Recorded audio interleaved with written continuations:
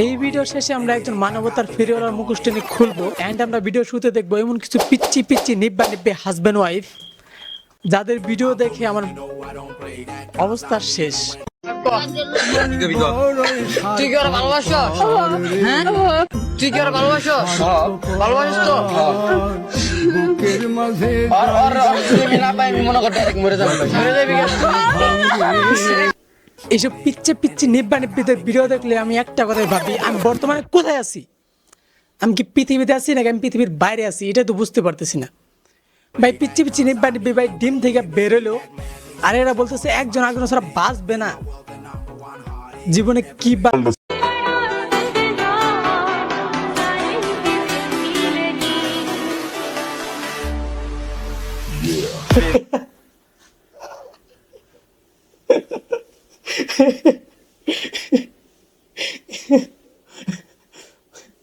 তোমরা খুব বিশ্বাস করো বা না করো, এই ছেলেটা অনেক সাহস আছে। তার কারণ হলো আমি যখন ক্লাস 3-তে পড়ি তখন আমার একটা ক্রাশ ছিল আমাদের ইংলিশ ম্যাডাম। আমি শুধু এটা ভাবতাম যে তার আমি আজকে প্রপোজ করব, কালকে প্রপোজ করব, নাহলে পরশুদিন প্রপোজ করব, বাট আমি কখনো তারা প্রপোজ করতে পারিনি। যদি আমি তাকে প্রপোজ করতে পারতাম তাহলে ইন ফিউচারে হয়তো বা আমি তার সন্তানের বাবা হতাম, বাট কখন প্রপোজ করতে পারি নাই, তাই হইতেও পারি নাই। বাট এই ছেলেটা অনেক সাহস আছে, সে সাহস করে প্রপোজ করে দিয়েছে ভাই। যদি আমি করতে পারতাম প্রপোজটা ভাই আজকে, তাহলে আমার এই পরিস্থিতিতে থাকতে হয় না ভাই। কেন যে প্রপোজটা করলাম না সাহস নিয়ে, এটা খালি ভাবি। কোনো কাজে মন বসে না, মন চায় সব ছাড়িতে, চারিধারে চাঁদ পান। আচ্ছা এইসব নিব্বা নিব্বিরা বিয়ে করে কিভাবে? আমি তো শুধুমাত্র এটা ভেবে পাই না। আচ্ছা এই নিব্বা নিব্বির দুইটা আর কি জোর করে বিয়ে করে দিতেছে নাকি তাদের পরিবার? আমাদের যে কেন ভাই জোর করে বিয়ে করে দেয় না আল্লাহ জানে, কবে যে জোর করে করাই দিব।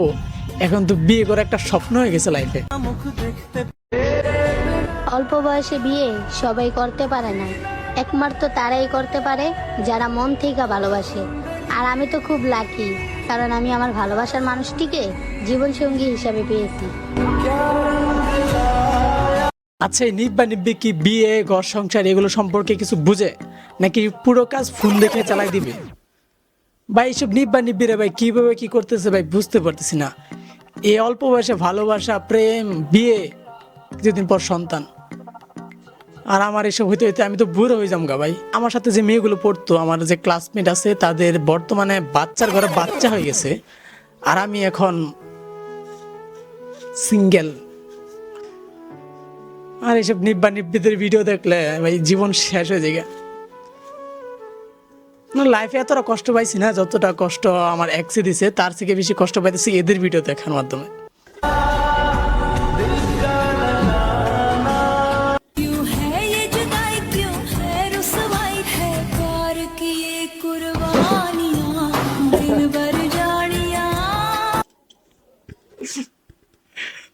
আচ্ছা ভাই মনে হয় রাত্রে অনেক হার্ড ওয়ার্ক করছে, তাই ভাবি সকালে এই অবস্থা।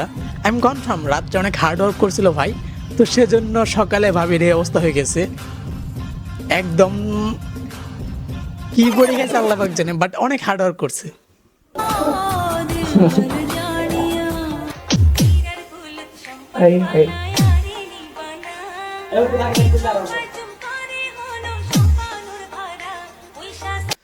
আমি আমার জীবনের যতগুলো বিয়ে অনুষ্ঠানে গেছি আমি কখনোই কোনো সুন্দরী মেয়ে দেখতে পাইনি। আমি বাসা থেকে সেজে গুজে অনেক এক্সপেকটেশন নিয়ে বিয়ের বাড়িতে গেছি, শুধুমাত্র এটা ভাবছি রাস্তায় যে যদি কখনো একটা সুন্দরী মেয়ে পাই তার সাথে সম্পর্ক করে পুরো লাইফ সেট করে দেব। বাট আমার এক্সপেকটেশন অনুযায়ী আমি কখনো কোনো সুন্দর মেয়ে দেখতেই পারি নাই বিয়ে বাড়িতে। যারা ভাই বিয়ে বাড়িতে এরকম সুন্দর মেয়ে দেখতে পারে ভাই তাদের লাকটা অনেক ভালো, তারা অনেক লাকি। আর আমি তো ভাই এখন পর্যন্ত ভাই কি বলবো ভাই, কোনো সুন্দর মেয়ে দেখি না কোনো বিয়ে বাড়িতে। এখন ভাই আর যেতে ইচ্ছা করে না কোনো বিয়ে বাড়িতে।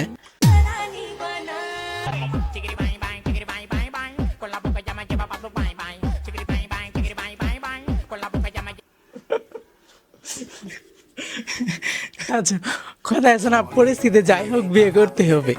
মেয়েটা কান্না করতেছে, যাইতে চাইতেছে না, বাট এই মেয়ে স্বামীটা একটা কথাই বলতেছে যে পরিস্থিতি যাই হোক না কেন বিয়ে করতে হবে।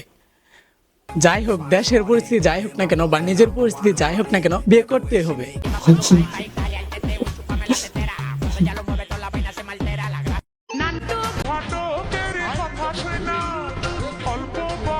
বয়সেই করলাম বিয়া নান্টু ঘটকের কথা শুনা অল্প বয়সেই করলাম বিয়া। আচ্ছা, তোমরা তো অনেকে বিশ্বাস করো না টিকটকাররা প্রতিবন্ধী।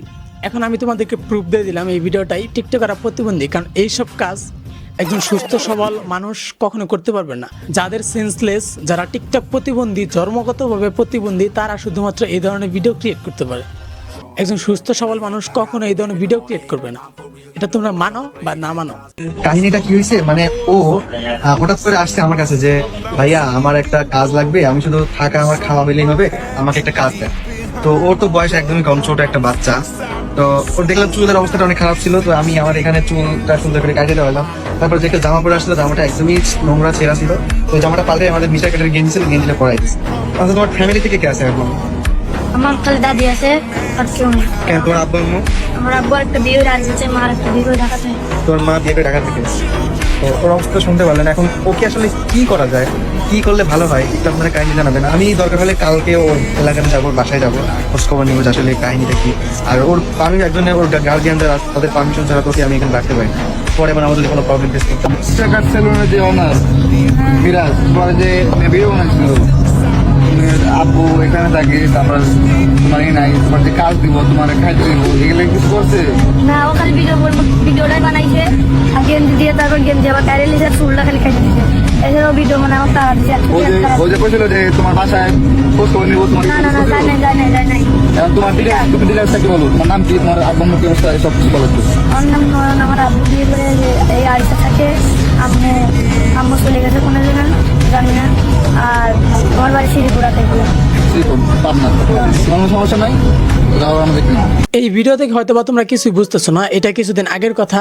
মিরাজ আফ্রিদি তার চ্যানেলে একটি ভিডিও আপলোড করে, যেখানে সে একজন অসহায় ছেলেকে সাহায্য করতেছে। ছেলেটির নাম নয়ন। তো ছেলেটা অনেক অসহায়, তার পরিবারে কেউ নেই, তার বাবা আরেকটি বিয়ে করে এবং তার মা ঢাকা চলে যায়। তো ছেলেটি থাকে তার দাদির কাছে। মিরাজ আফ্রিদি তাকে বলে একটি কাজ দিবে, তাকে সাহায্য করবে এবং তাকে বলে যে তার পরিবারের সাথে কথা বলবে, তার জন্য কিছু করতে। কিছুদিন পর সেই ছেলের কাছে কিছু লোক যায়, যাওয়ার পর জিজ্ঞেস করে যে মিরাজ আফ্রিদি তোমাকে বলেছিল তোমাকে সাহায্য করবে, তোমার পরিবারের সাথে কথা বলবে, তো সে কি এমন কিছু করেছে? ছেলেটি তখন বলে যে না, তার সাথে এমন কিছুই করেনি। তাকে শুধুমাত্র চুল কেটে দেয় এবং তাকে একটি টি শার্ট দেয়, বাট ওই টি শার্টটাও ভিডিও শেষে তার কাছ থেকে কেড়ে নেয়।